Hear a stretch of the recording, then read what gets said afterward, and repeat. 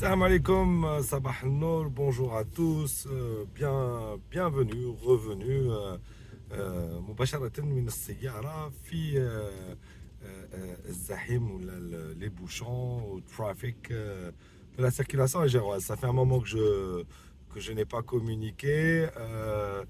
Oui, très très très très occupé par plusieurs actions. Je reviendrai à la Kulihal comme d'habitude, aller en mode throwback. J'ai eu l'honneur d'être, par exemple, pour ceux qui suivent, le président du jury du challenge ou du mécanisme proto-market qui a été initié par l'enseignement supérieur. Ça a été et c'est toujours en cours, et je reviendrai dessus. Et je rappelle que c'est à peu près 4 millions de dollars de financement qui ont été mis sur la table pour le prototypage et l'accompagnement des projets innovants issus de l'enseignement supérieur. Et deuxième point le plus intéressant, Balak, qui va vous apporter quelques knowledge, c'est que bon, ma communiqué mais cette année, j'ai participé à deux missions d'échange et de découverte et de brainstorming sur deux écosystèmes start-up très différents, ou entrepreneurial ou technologiques, qui sont les États-Unis et le Japon. Donc j'ai eu la chance de passer plus de 2 semaines aux États-Unis cet été et faire 4 États. Et là, je rentre live du Japon, de Tokyo, donc Konnichiwa, et où dans le cadre du programme ASEP, le Asian Startup Expedition Program, qui est un programme, pour ceux qui ne connaissent pas, il a été initié par la présidence de la République et qui a décidé de faire profiter à 450 startups de voyages pris en charge totalement sur 2 semaines dans des écosystèmes entrepreneuriaux pour apprendre, comprendre, nouer des liens et des partenariats, et pour bien évidemment accélérer notre écosystème startup et aller vers la création de potentiels licornes. Alors, le ASAP qui a commencé donc l'année dernière et qui se termine là cette année, Inch'Allah, je pense que ça y est, ça c'est fini, a visé quelques écosystèmes comme les États-Unis, la Corée du Sud, la Chine, la Slovénie et aussi et spécialement le Japon, où j'ai eu la chance d'y participer, mais qui concernait plus les organismes d'accompagnement, donc tout ce qui est incubateur, accélérateur, qui ont été invités à aller découvrir et échanger avec nos homologues et japonais. Alors, le Japon. Alors, je vous passe la partie culture, de travail, lean, expérientiel, etc. Je reviendrai sur tout ça parce qu'il y a des éléments qu'on ne s'attend pas et qu'on découvre en allant au Japon, et qui sont des similitudes avec l'Algérie. On peut se poser la question en disant, si les Japonais, avec ça, arrivent à être la quatrième ou cinquième puissance économique du monde en faisant plus de 4 trillions de dollars de PIB, et que Tokyo représente le quart de ce PIB, qu'est-ce qu'on pourrait faire ou améliorer pour qu'on puisse le faire? Bon, ça c'est un autre sujet, je reviendrai sur ça. Mais les startups. Alors, ce qui est intéressant quand on parle d'entrepreneuriat au Japon, ça ressemble beaucoup à l'entrepreneuriat en Algérie, dans le sens où, bon, eux, ils n'ont pas l'informel. Alors, on ne le voit pas, ça, sûrement, ça doit exister à certains niveaux, mais c'est très, très, très infinitésimal par rapport à l'économie nationale. Et à partir de là, donc, nous, en Algérie, on a l'informel, et l'informel est un grand vivier de l'entrepreneuriat.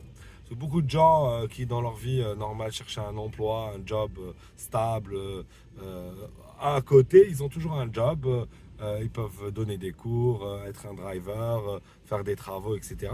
Ce qui leur permet de développer leur capacité ou leurs compétences entrepreneuriales et de faire d'eux des vrais entrepreneurs, et qui mèneraient potentiellement à créer une entreprise ou pas. Ça dépendra de leurs décisions. Mais on a l'espace, ce que j'appelle moi de test and learn des entrepreneurs, qui est l'informel. Ce qui n'existe pas forcément au Japon. Mais eux aussi, comme nous, l'idée, c'est quand on fait ses études, on essaie de trouver un job dans une grande entreprise japonaise comme Mitsubishi, Toyota Co. Et faire carrière toute sa vie et en bossant là-bas. Et donc du coup, on a croisé une entrepreneur américaine d'origine euh, chinoise qui est born and raised in Seattle et qui est venue s'installer il y a quelques années au Japon, à Tokyo en l'occurrence, pour lancer sa start-up. Et elle disait qu'il y a presque 10 ans, quand elle a commencé, quand elle croisait les gens et qu'elle disait je suis un entrepreneur, I'm a CEO, founder of the startup X, on lui disait ah bon mais comment ça se fait, t'as pas de job, comment tu fais? Donc, les gens n'arrivaient pas à comprendre. Les choses ont un peu changé. Et eux aussi ont une grande démarche gouvernementale à ce sujet. Alors, fait intéressant, eux aussi, ils ont une logique de nombre de KPI à atteindre dans l'écosystème. Donc, ils étaient à un nombre de 10 000 startups. Là, ils disent qu'ils sont à peu près à 10 000 startups. Et ils disent qu'ils ont à peu près entre 6 et 10 licornes. Donc, des startups qui sont valorisées au milliard de dollars. Leur problème actuel, c'est comment augmenter ce nombre de licornes. Et leur idée, c'est de dire, si on a 10 000 startups et on a au final 10 licornes, pour augmenter à 100 licornes, il faudrait qu'on ait 100 000 startups enregistrées. Alors eux, ils n'ont pas une logique de label. Ils ont un autre statut qui ressemble à ce qu'on pourrait appeler des communautés de startups. Et chez eux, ça s'appelle G-Startup, donc Japan Startup, qui n'est pas un label officiel, mais qui permet en fait de faire fédérer les entrepreneurs porteurs de startups autour de cette communauté et qui permettrait donc in fine de les accompagner.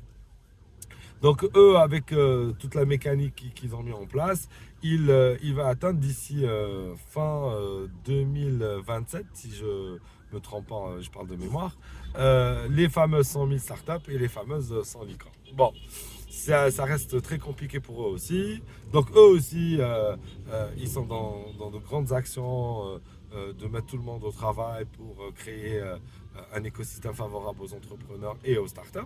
Mais bien évidemment, ça reste un challenge très pointu ou très compliqué pour eux parce que les délais sont courts et aussi les organismes qui font ça sont peu nombreuses et le mindset entrepreneurial n'est pas fort. Donc eux, dans cette logique, ils se disent aujourd'hui, il faudrait qu'on pousse nos startups existantes à sortir du continent parce que ils ont kind of laziness, ils sont un peu entre guillemets, hein, les Japonais sont pas des feignants, mais dans le sens où quand vous avez un marché qui fait 130 millions de personnes, presque, hein, ils sont à 123, 125, alors disons 125 millions de personnes, donc vous pouvez vous suffire du marché local. Et à partir de là, forcément, vous n'allez pas dans le growth overseas. Et donc devenir une licorne devient très compliqué. Alors ils ont un autre problème aussi, puisqu'ils restent en local, donc avec les 130 millions de personnes ou les 120 millions de personnes, c'est que le taux de natalité est très bas au Japon. Et donc les Japonais meurent plus qu'ils naissent. Et donc du coup, la main-d'œuvre est vieillissante. Et les startups qui se basent sur de la livraison, sur du food delivery, sur du food, etc., elles ont de plus en plus de problèmes à avoir la main-d'œuvre qualifiée. Ou tout simplement de la main-d'œuvre qui fait le job de tasker au niveau terrain. Et ça aussi, donc, ça rend les startups japonaises vulnérables à leur écosystème et donc la nécessité de sortir. Après, eux, ils sont partis sur une autre logique aussi, c'est de dire, bon, bref, si on veut pousser les gens à devenir des entrepreneurs comme les entrepreneurs américains, même si j'estime que quand on comprend la culture japonaise, il est très dur de faire des Japonais des Américains au sens start-up. Et même pour les entreprises qui ont une façon de faire du business à l'américaine, de le faire aux États-Unis, c'est de le faire au Japon, pardon, c'est très challenging et très compliqué pour eux. Donc, ils comprennent qu'ils doivent développer leurs skills et l'essence de leurs entrepreneurs. Et pour ce faire, ils se disent, qu'à cela ne tienne, il faudrait qu'on fasse des programmes pour les faire sortir du continent pour qu'ils attaquent des marchés internationaux. Et pourquoi pas même importer des startups internationales, venir s'installer au Japon pour créer un écosystème mixte hedging, comme on dit en arabe, et leur permettre aux Japonais de monter en compétences. Et pourquoi pas des Japonais qui seraient déjà installés à l'international et qui viendraient en national.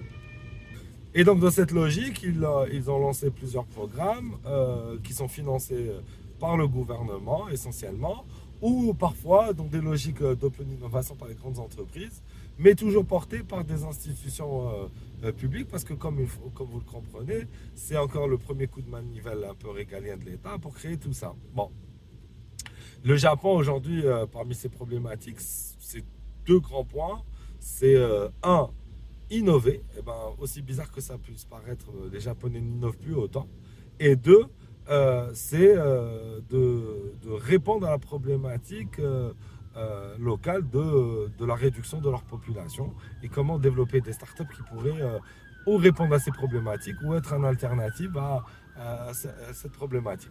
Donc, grosso modo, dans cet écosystème japonais, vous avez le gouvernement qui fait des actions, mais aussi les villes. Alors, les villes, quand on dit une city au Japon, quand j'ai une ville, c'est comme si je parlais d'une wilaya. C'est la wilaya d'Alger, la wilaya de Tokyo. Et donc, Tokyo, ils ont ce qu'on appelle de Tokyo Metropolitan Government. Eux initient des actions, donc ils mettent sur la table des budgets. Alors, on n'a pas eu forcément les chiffres. Bon, on pourrait les trouver sur Internet, je suppose. Alors ça aussi, c'est un autre problème. Si vous allez faire des recherches, vous remarquerez que tout est en japonais et que les Japonais ont un gros problème linguistique. Vous imaginez même pas comment c'est lourd. Et donc, du coup, les budgets qui sont mis sur la table par ces gouvernements des cities, le lac de Tokyo Metropolitan Government, c'est, je dirais, entre 2 et 5 millions de dollars sur des programmes qui durent entre 2 à 3 ans. Et ils font donc des appels d'offres pour sélectionner les meilleurs sur la planète. Donc c'est ça l'idée, c'est de sélectionner les meilleurs sur la planète pour initier ces programmes.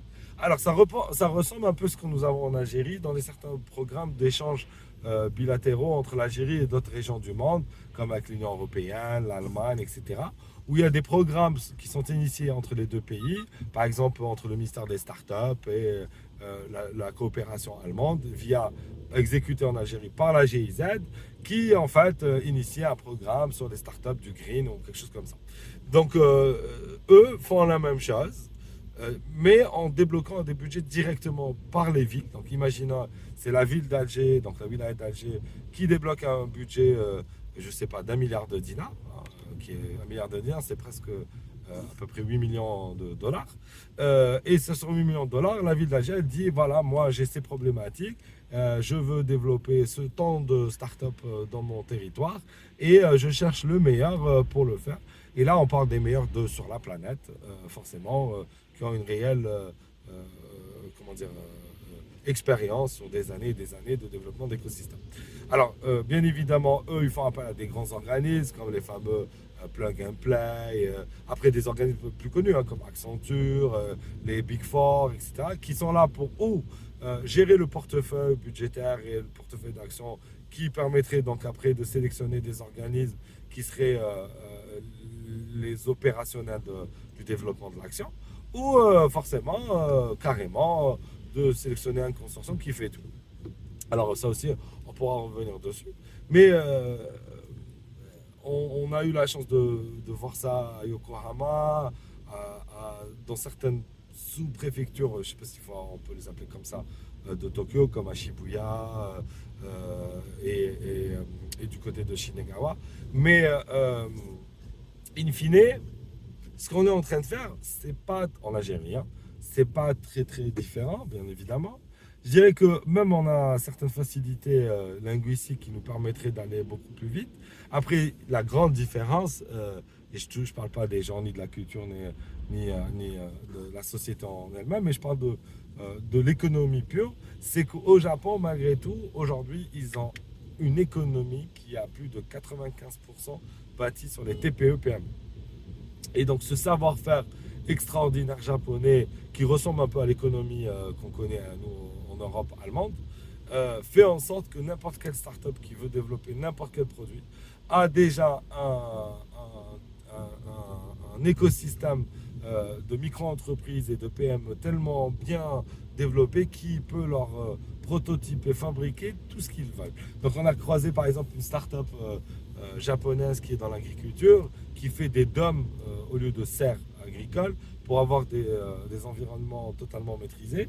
Et quand on leur demande la question, mais où vous fabriquez le dôme, ce qui est en plastique, ils disent, bah, c'est fabriqué par Mitsubishi pour nous. Et quand on commence à leur demander, mais c'est quoi le détail du détail, ils disent, bah, il faudrait qu'on contacte Mitsubishi, parce qu'en fait, ils ont cette capacité d'avoir des sociétés comme Mitsubishi, où là, c'est même pas une PME ou une micro-entreprise, c'est une multinationale, un groupe énorme japonais, qui a cette capacité technologique.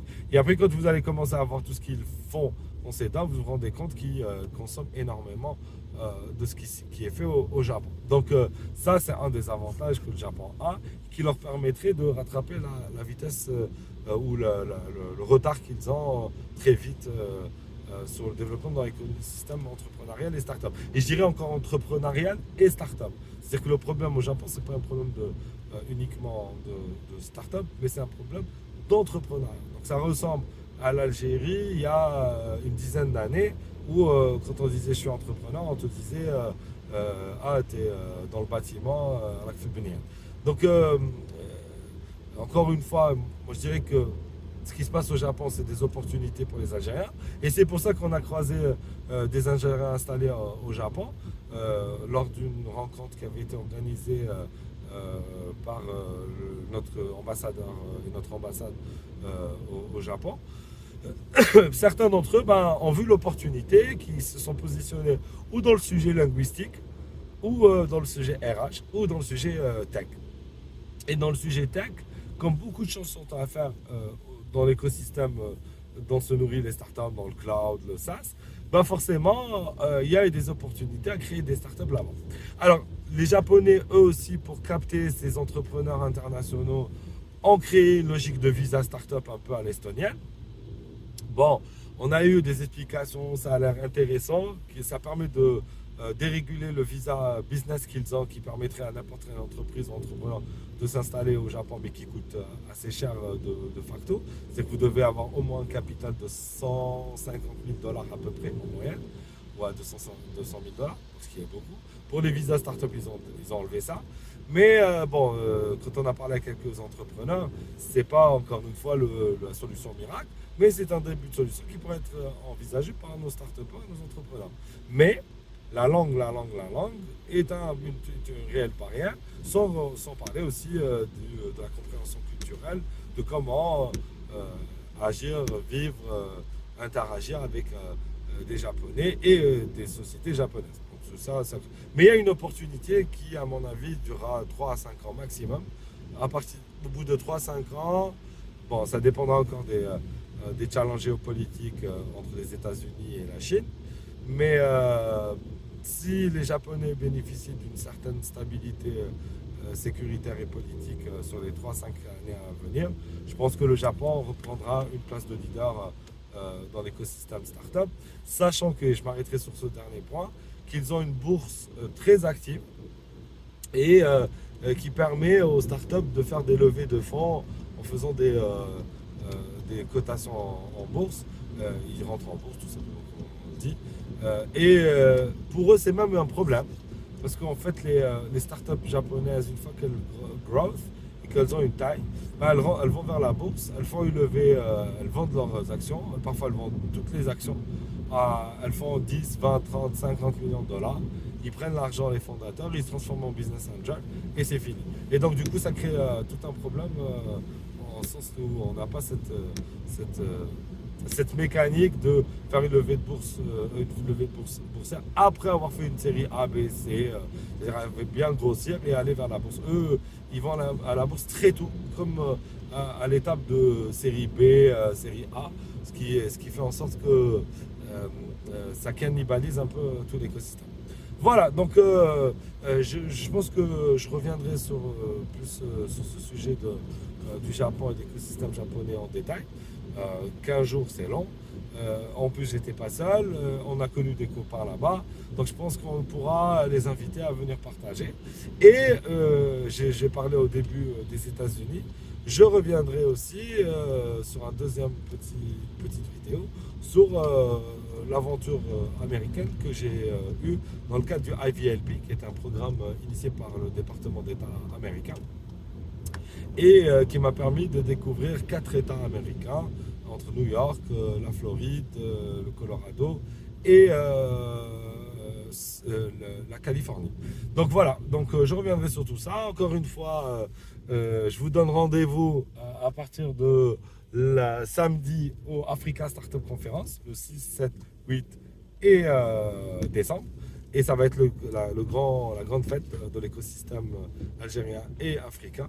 Donc j'espère vous voir là-bas et on pourra échanger sur plein de sujets. Encore merci, Tahla Sayonara ou Filaman.